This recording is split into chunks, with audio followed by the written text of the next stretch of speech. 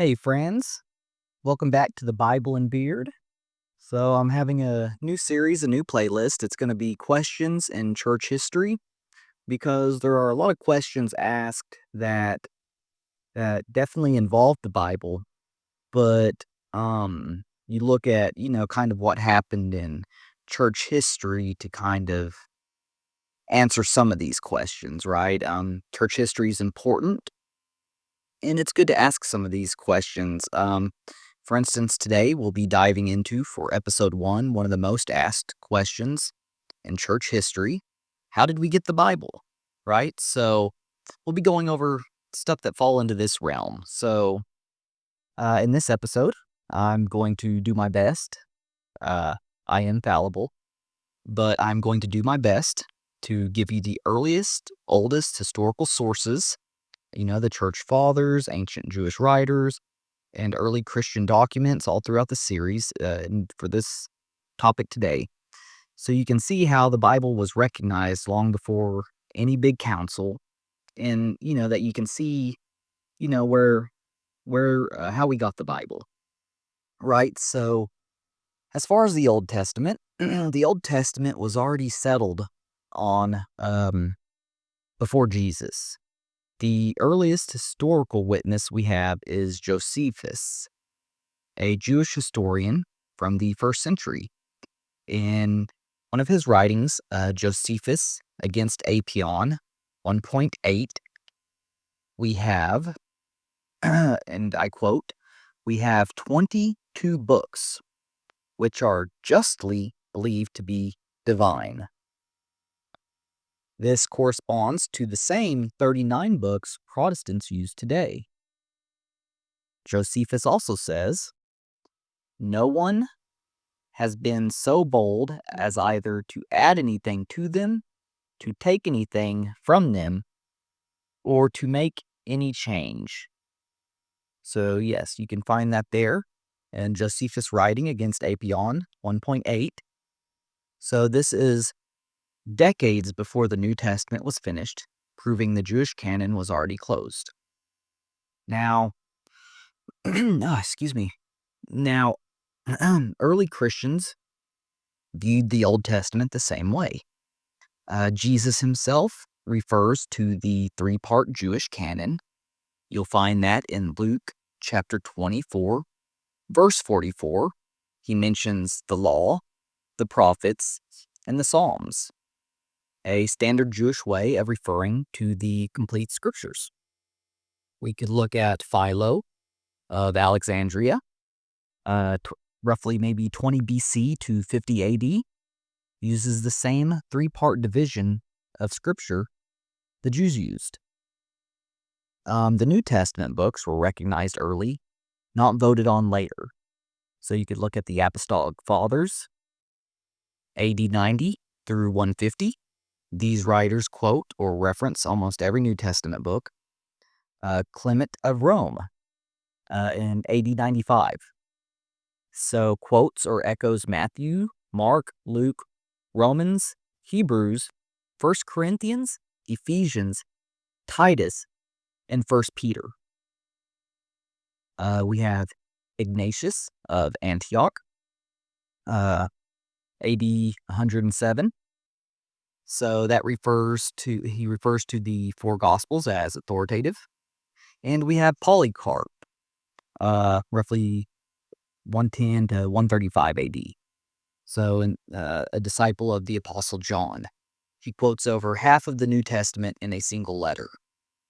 So the earliest known list of New Testament books, we have the Myriatorian fragment, AD 170 to 180, and it lists the four Gospels, Acts, all 13 Pauline letters, 1 John, 2 John, Jude, and Revelation. So this is nearly the entire New Testament. Here's a quote from that Myriatorian fragment.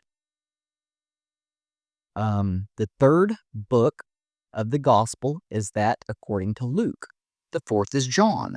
So that's the earliest canon list we possess.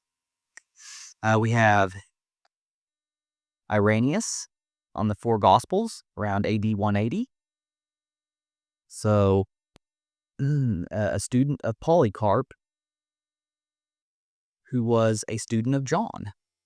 And he writes, "It is not possible that the Gospels can be either more or fewer in number than they are." And that was Against Heresies 3.11.8.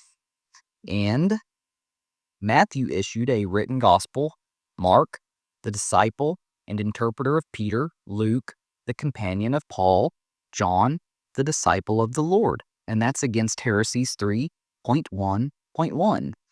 This proves that by 180 AD, Christians universally recognized the four Gospels. So moving on, we have Origen's list. All right, Origen of Alexandria. He lists all 27 New Testament books, though he classifies 2 Peter and a few others as disputed but known. We have,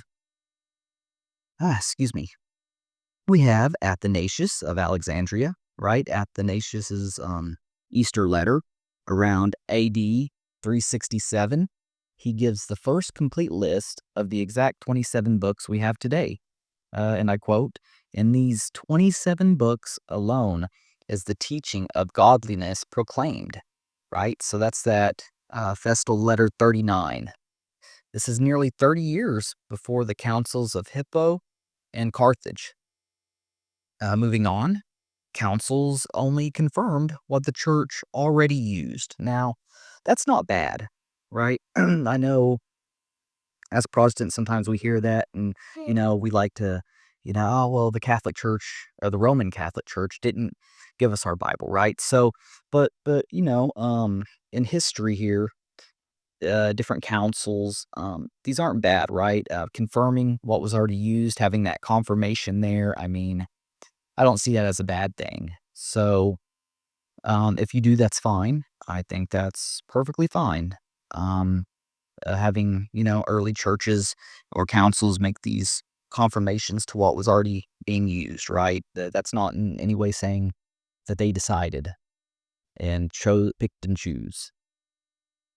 So you have the Council of Hippo, AD 393. You have the Council of Carthage, AD 397. They list the same 27 books, but did not choose them. They simply affirmed what had already been recognized for centuries.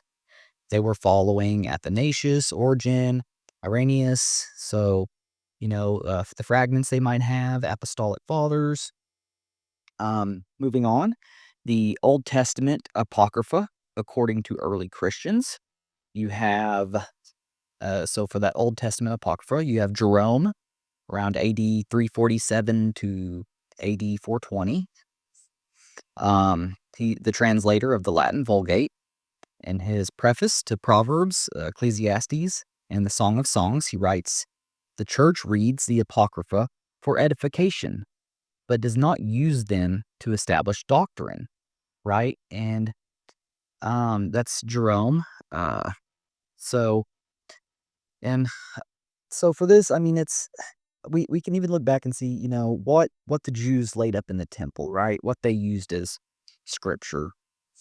So he distinguishes between canonical books and helpful but non-inspired books, which seems to be pretty common in history. So we have very early summaries of the entire canon, the recognition process. We have Eusebius of Caesarea, AD 320, one of the first major church historians, if not the first major church historian. He divides Christian writings into three groups. Recognized books, which would be the core New Testament, Gospel, Acts, Paul's letters, 1 John, 1 Peter, and Revelation. The disputed books, which would be Hebrews, James, 2 Peter, Jude, and 2nd and 3rd John. And then the rejected books, the false Gospels. Everything matches how Christians understand the canon today.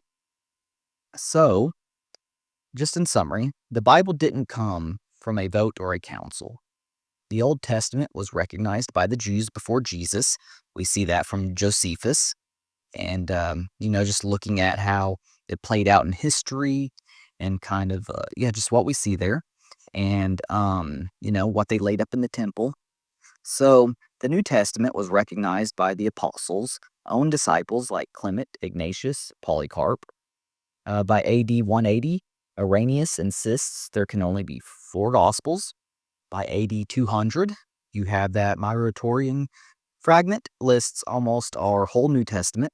By AD 240 to 320, Origen and Eusebius record the same books we use today. And by AD 367, Athanasius lists all 27 books. So the councils simply confirmed what the global church already knew, which, like I said, not a bad thing to confirm. What was already known. Some official statements, I guess, never hurt to stand on.